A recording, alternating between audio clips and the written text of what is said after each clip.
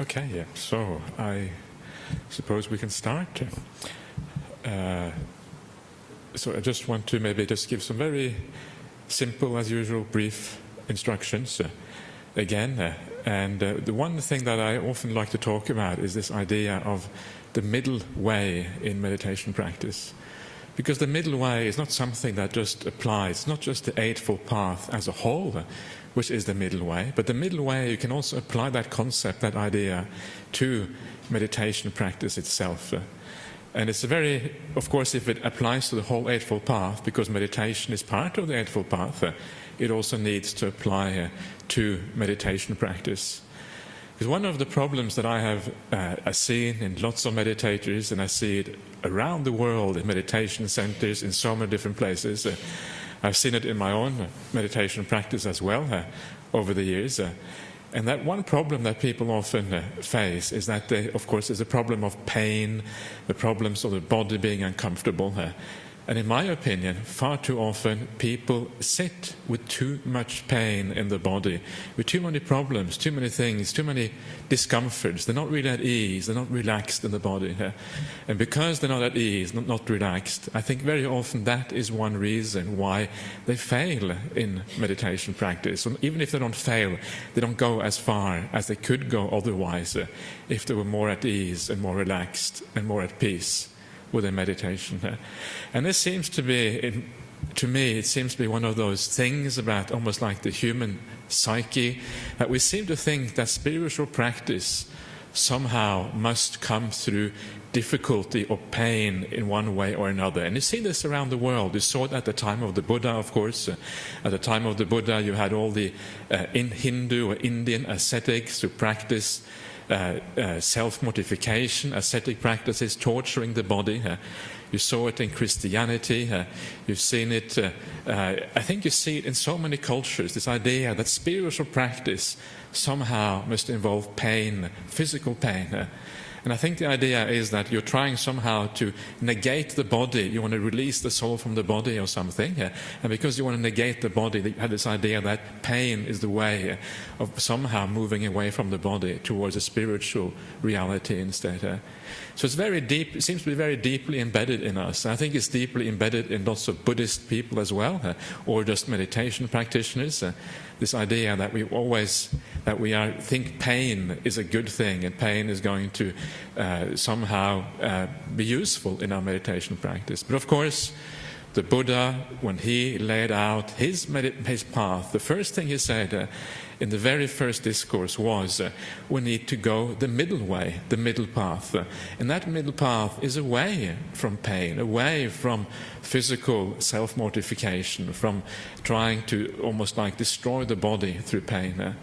So this is important. And what this means in practice, in meditation, is that we need to be at ease, we need to be relaxed, we need to be comfortable, we need to make sure that we don't have these pains that actually distract us in the body. So when you sit today and when you sit otherwise, be very aware of the pain. Be very aware of not falling into the trap of thinking that you have to sit in a certain position and endure the pain in that position.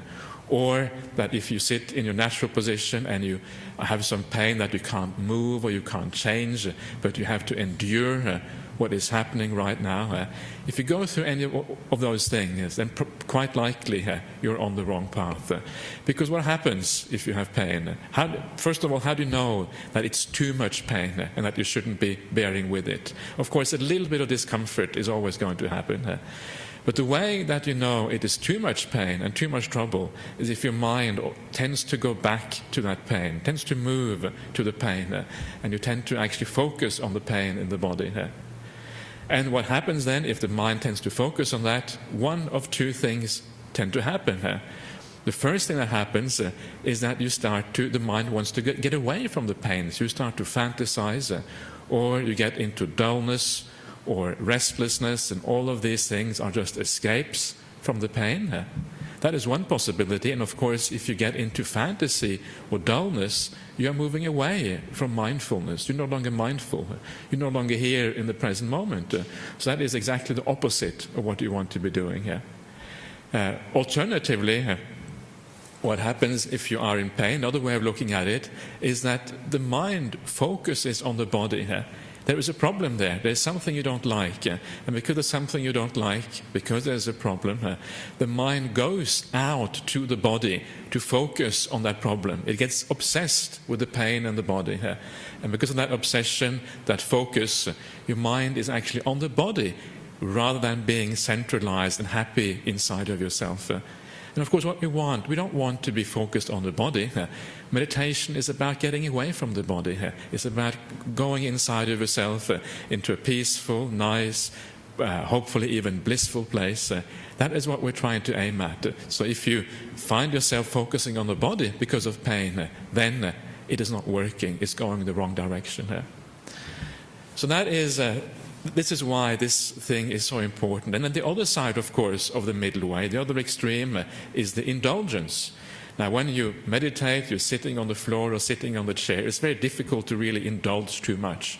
Of course, if you find yourself perhaps being too comfortable, if you're lying on a soft bed or whatever, and you're really indulging, and again, what happens right there is that, again, the mind goes out to the body. Because you're indulging, it means that you're finding happiness, you're finding pleasure in the body.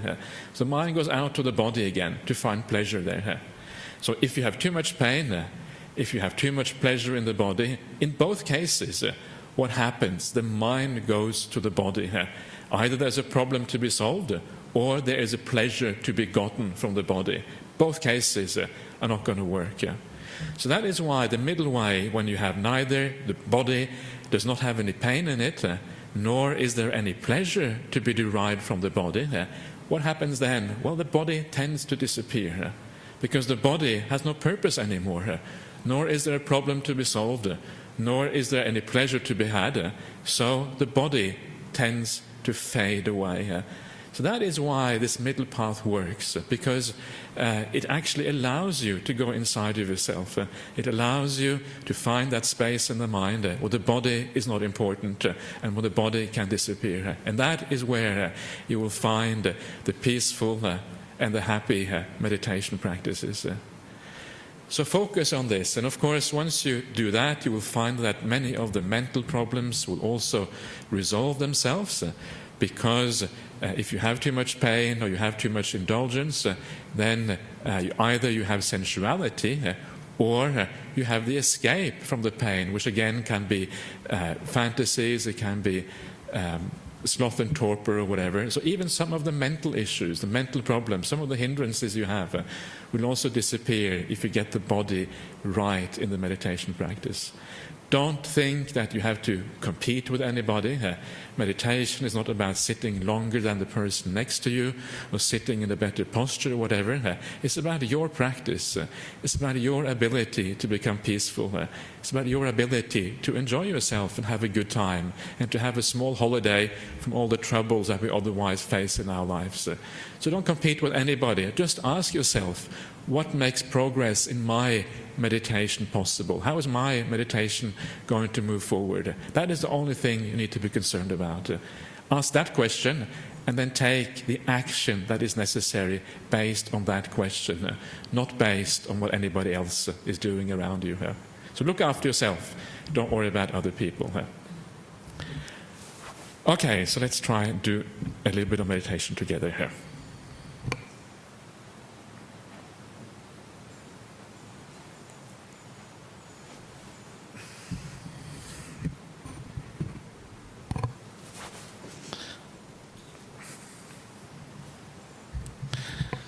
Okay, so close your eyes.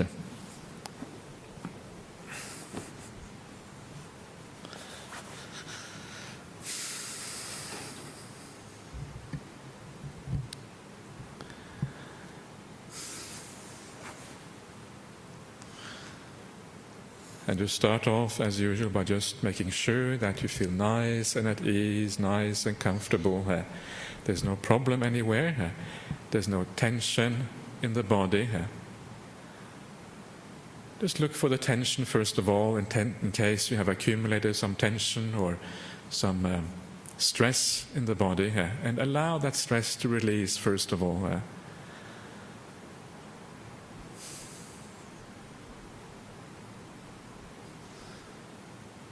So check out the stomach region, and if you have any stress there, take a few deep breaths. And then allow the stress to come out as you breathe out.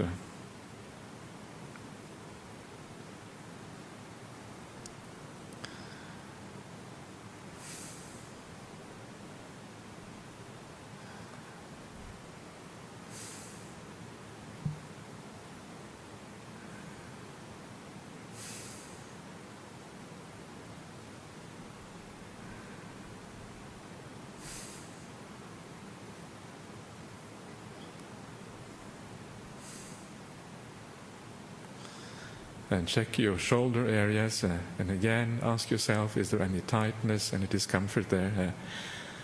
And imagine yourself breathing in through your shoulders, and as the breath goes out, allow yourself to relax 100%.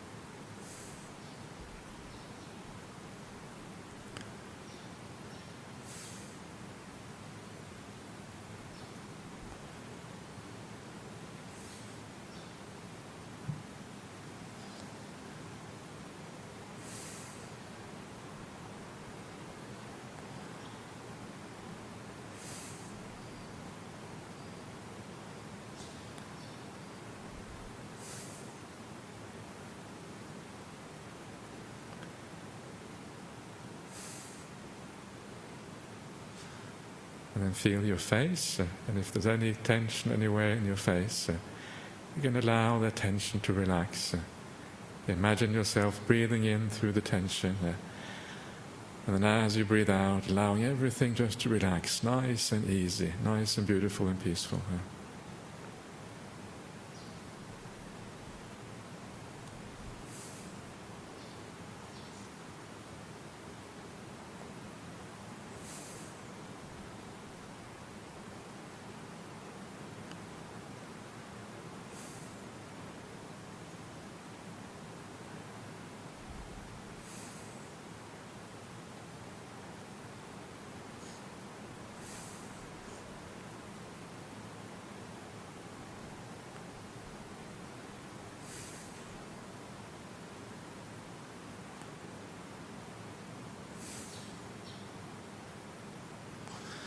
And as you are relaxing, I'd like you to check your body one more time. Make sure that your body feels very nice and at ease, very relaxed. There's no major problems anywhere. It's sort of the point where the body doesn't really matter anymore. The body becomes completely irrelevant. Whether it's there or not there is completely beside the point. And at that point, you know that the body is just about right. There's no pain, nor are you indulging in any way. That is the right posture for you.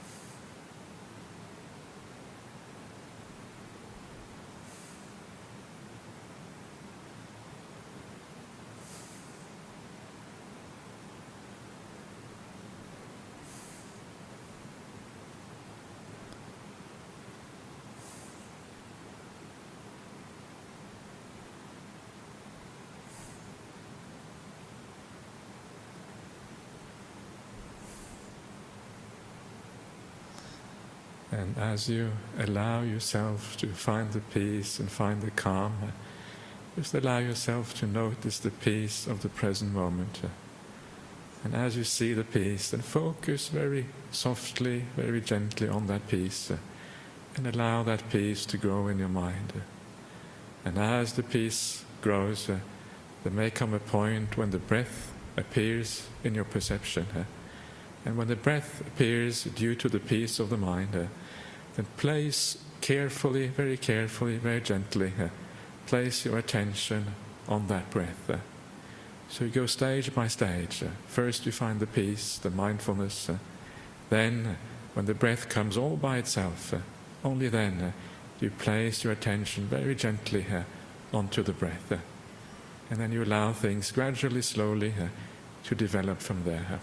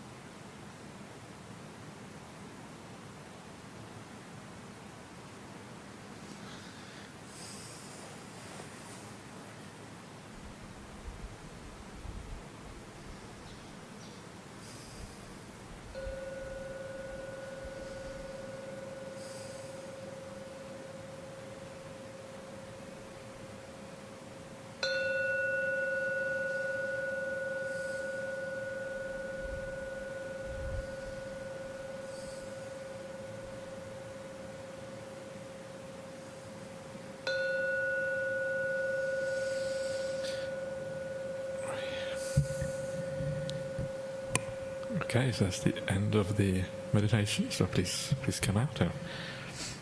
Sit nice and comfortably.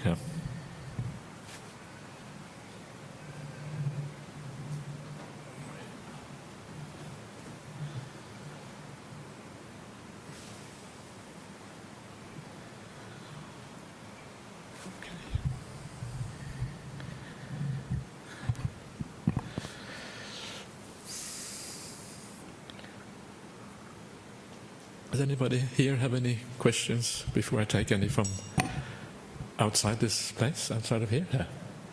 Everybody happy? Yeah? Okay. Anything you want to ask about? Yes? Is that the same as kind of everything in moderation? Sorry, could you say that again, please? You were talking about taking the middle path. Is that the same kind of meaning as everything in moderation? Everything in moderation, yeah. In a sense, it's not so much everything in moderation. It's just it's more like the right attitude of mind, really. And the thing that you should have in moderation are the things which hinder your practice. That's what you want to have as moderately as possible. So you want to have few things that hinder your practice. So look at what is causing problems in your practice. And one of the things that will cause problems, and this is part of the awakening story of the Buddha, that one of the problems is precisely pain in the body, because it distracts you from actually where you want to go. It takes you out of the body rather into the mind. So it's not so much moderation, it's more like you want to avoid certain things. And one of those things is the painful feelings in the body. Apart from that, yes, sometimes there is a little bit of pain, and sometimes you have to sort of try to sit with that pain a little bit to see what happens. If you move every time there's the slightest irritation, you're going to be moving all the time. But what you have to do is you have to judge for yourself when it goes too far. So if you find that your mind goes back to the pain again a few times, that is probably the time to change your posture or to do something else. So it's true. There's some sort of balance there. You have to find that.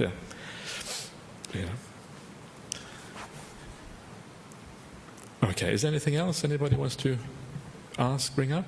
Yeah. Okay, so we'll just take a few questions from people over the internet. So this is from Isabel from London, and she asks, when I manage to get a few seconds of silence, my mind then says, well done, you've been silent for 10 seconds. And then the silence is broken, and my thoughts start again. What should I do? Any help with this? This is quite common. And one of the things that I think many meditators also find is that when your mind becomes silent, it becomes also very powerful. You feel a sense of ability to think that you haven't had before. The mind becomes very clear, very bright. And that brightness makes you want to think, because now you can really apply yourself. Now your thoughts are precise, to the point, and all these kind of things. And that is true, and that is one of the benefits of meditation practice, is that your thinking, it gets much more powerful and much more directed through that kind of practice. And I guess part of the problem here is this idea of well done. So what you have to do is just to remind yourself it's good to say well done, but try to say the well done after the meditation is over. After you finish the sit, that's when you should say well done. That's when you should evaluate your sitting and to make sure that you are doing the right thing. So try to avoid that. And I guess many of these things are just a matter of experience. After a while, you've had that perception of silence for a while. You don't really feel like saying well done anymore. It becomes like a natural thing in the mind, and you don't actually have to congratulate yourself verbally. You're just satisfied with the peace. The peace is beautiful. There's no need to say anything beyond that. So just enjoy the peace, enjoy the satisfaction of being peaceful, and try to just enjoy the feeling. Focus on the feeling of peace, and then maybe that will take away the verbalization that comes into the mind.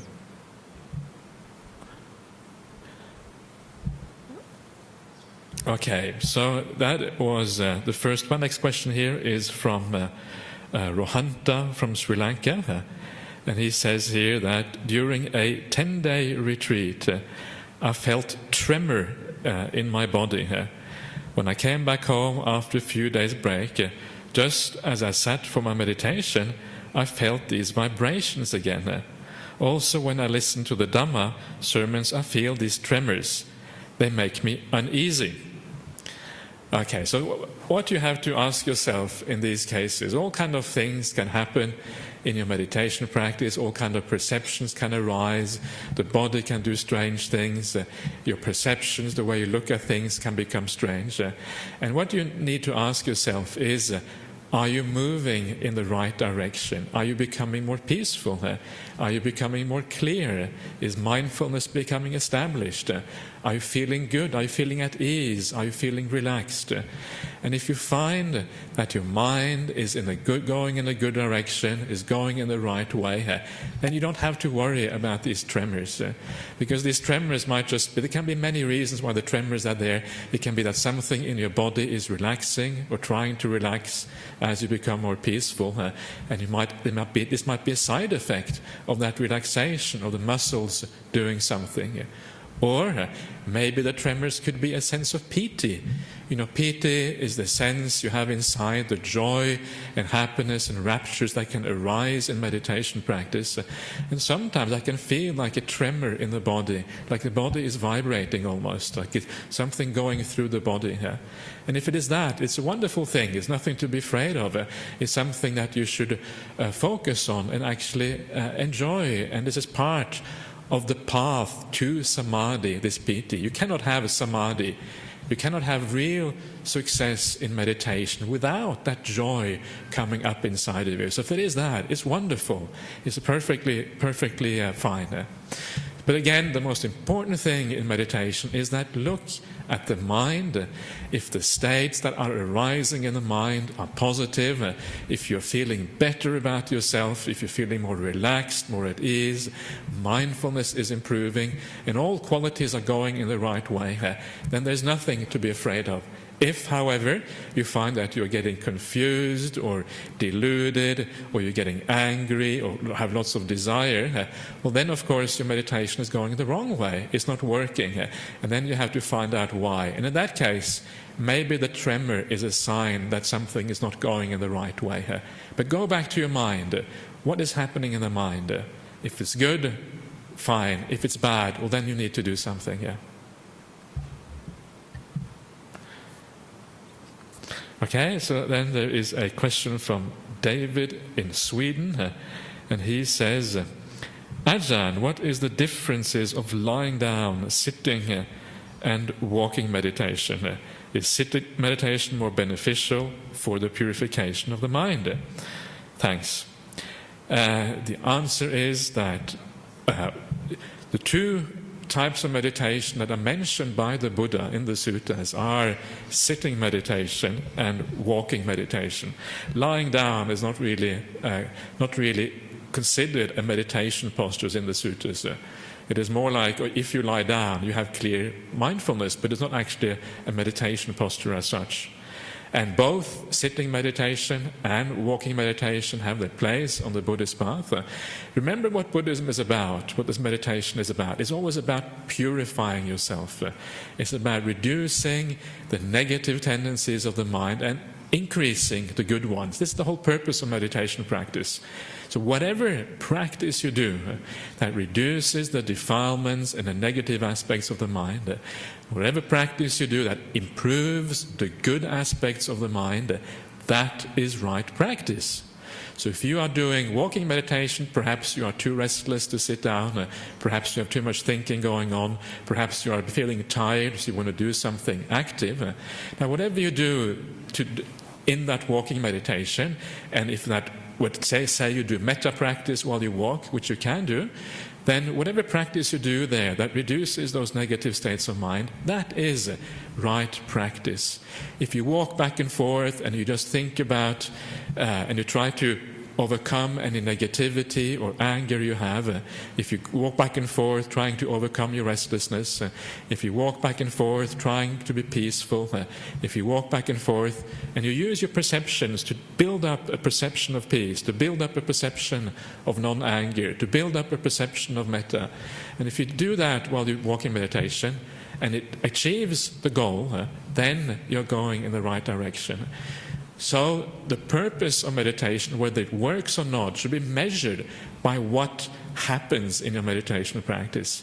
If you are improving, then it's going the right way. If you're not improving, something is wrong and you need to assess whether maybe you should do things differently. And don't judge yourself by one sit or one walk. Judge yourself over a period of time, a few weeks, perhaps even a few months. And then, if things are happening, you know it's going in the right direction here. But remember the purpose of all these things. The purpose is purification. The purpose is to improve your mental state. And if you keep that in mind, then you should have the right kind of key to decide whether walking is right or sitting is right or whatever is suitable on that particular occasion. Okay, so I hope that answers those questions reasonably well there. Good. Anything else anybody want to ask you?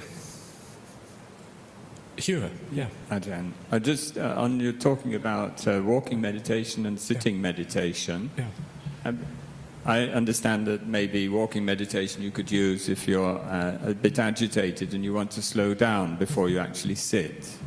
Maybe that's another way of looking at it. Yeah, that's true. That is a good point. You're saying that walking meditation is better if you're agitated. That's very true. So, and this is my point really, it's whatever works, you know. So if you are too agitated to sit, you do something else because the walking might be more beneficial for you. And very often people find that sitting might be too difficult or too refined. You might not want to sit, so you do something else instead. But use that walking meditation in a beneficial way, and then you find. And the same thing with sitting meditation. You know, it's not about following a particular formula of what you do. It is about whether it leads to those wholesome states. That's when you're going the right way. Yeah. Okay. Anything else? Anybody want to bring up? Everybody happy? Okay, so let's call it a day here. Let's pay respects to Buddha Dhamma Sangha.